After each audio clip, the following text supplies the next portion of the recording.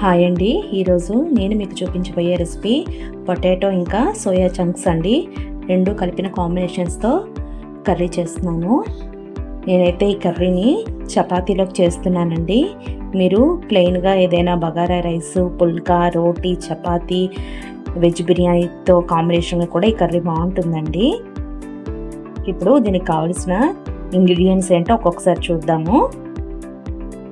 దీనికి నేను medium size ఆనియన్స్ని కట్ చేసి పెట్టుకున్నాను. కొంచెం పెద్దగానే కట్ చేశానండి, ఎందుకంటే దీన్ని మనం మిక్సర్ గ్రైండర్లో వేసి మిక్సీ పట్టుకుంటాం, అందుకని నేను కొంచెం పెద్దగానే కట్ చేశాను. ఇంకా ఒక ఎండుమిరపకాయలు ఉంటాయి కదండి, అవి ఒక 3. నెక్స్ట్ అల్లం వెల్లుల్లి. ఓకేనా, ఇప్పుడు ఈ మిక్సీ జార్లో మనం ఈ ఎండుమిరపకాయలు ఇంకా కొన్ని మసాలా దినుసులు వేస్తున్నానండి. చాలా కొంచెంగానే వేస్తున్నాను. చూడండి, ఇంతే దాల్చిన చెక్క, ఇంకా ఒక 2 లవంగాలు, ఒక 3-4 మిరియాలు, ఒక 2 జీడిపప్పులు. ఇప్పుడు ఇందులోనే మనం ఈ ఆనియన్స్ని కూడా వేసి పేస్ట్ చేసుకున్నామండి. తర్వాత ఇది కొంచెం గ్రైండ్ అయ్యాక ఒక్క టమాటో చూపిస్తాను.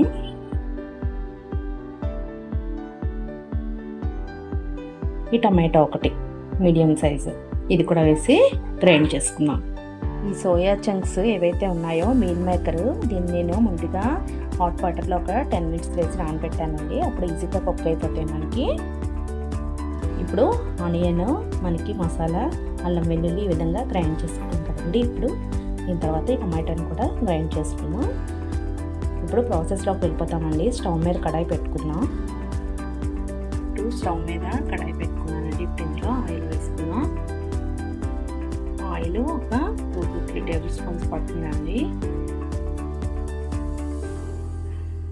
ఇప్పుడు ఈ ఆయిల్ కాగాక మనం ఏదైతే పేస్ట్ రెడీ చేసుకున్నామో ఆనియన్ది, అది వేసుకున్నాం.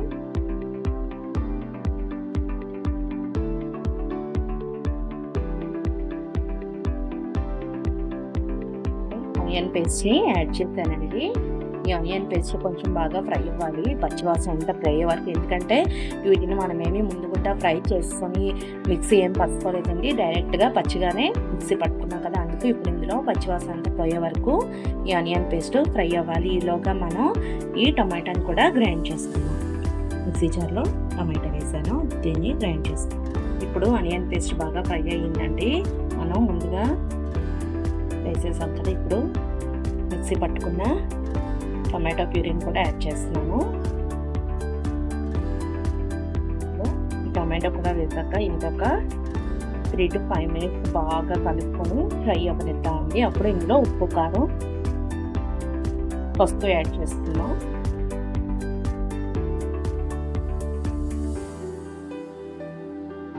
ఇప్పుడు ఇందులో నేను పసుపు, ఉప్పు, కారం యాడ్ చేస్తున్నానండి. నేనైతే ఒక 2 స్పూన్స్ యాడ్ చేస్తున్నాను సాల్ట్.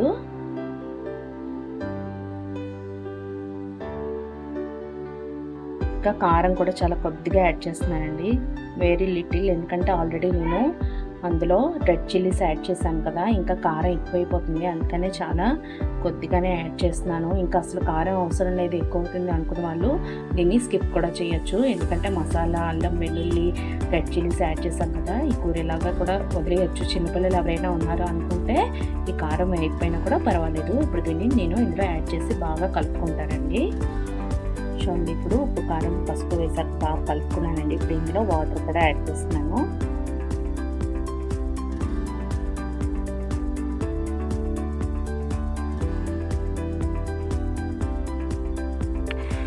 ఈ వాటర్ బాయిల్ అవుతుంది అన్నప్పుడు మనం ముందుగా కుక్ చేసి పెట్టుకున్నాం కదా, ఉడికించి పెట్టుకున్నాం కదా బంగాళాదుంపలు ఇంకా సోయా చంక్స్, అవి యాడ్ చేసుకోకపోతున్నానండి.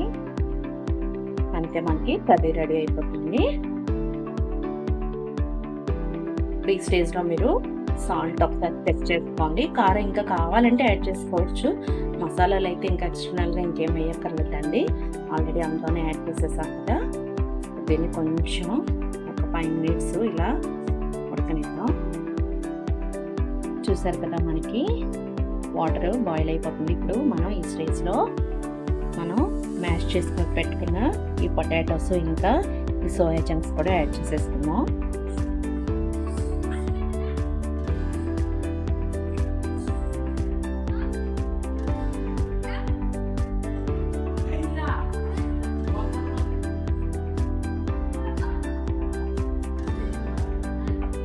ఈ కర్రీ ఇలా 2 కాంబినేషన్తో చేసుకోవచ్చు, లేదంటే ఈ ప్రాసెస్ని ఇలాగా మీరు ఓన్లీ సోయా చంక్స్ లేదా ఓన్లీ పొటాటోస్తో కూడా రీప్లేస్ చేసుకోవచ్చు అండి. సేమ్ యాజ్ ఇట్ ఈస్ ఇదే ప్రాసెస్, ఇంకా ఇందులో ఏం చేంజ్ లేదు.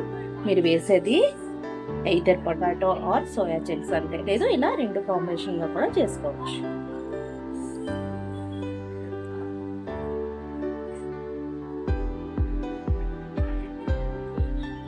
ఇప్పుడు దీన్ని మూత పెట్టి ఒక 5 నిమిషాలు ఇలా మీడియం ఫ్లేమ్ మీద ఉంచుకున్నాం. అప్పుడు మనకి ఆయిల్ అనేది సపరేట్ అవుతుంది. స్టవ్ ఆఫ్ చేసేసుకుంటే కర్రీ రెడీ అయిపోతుంది.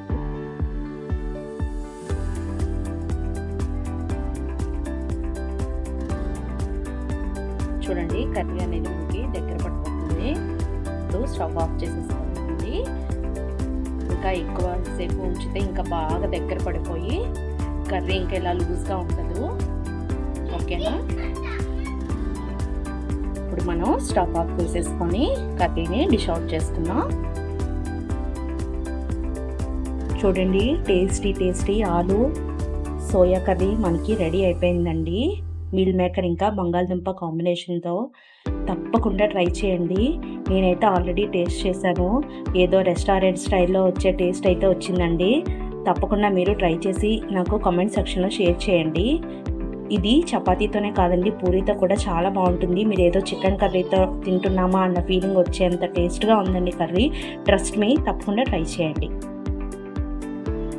మీకు నా వంటలు కనుక నచ్చితే please like and subscribe this channel.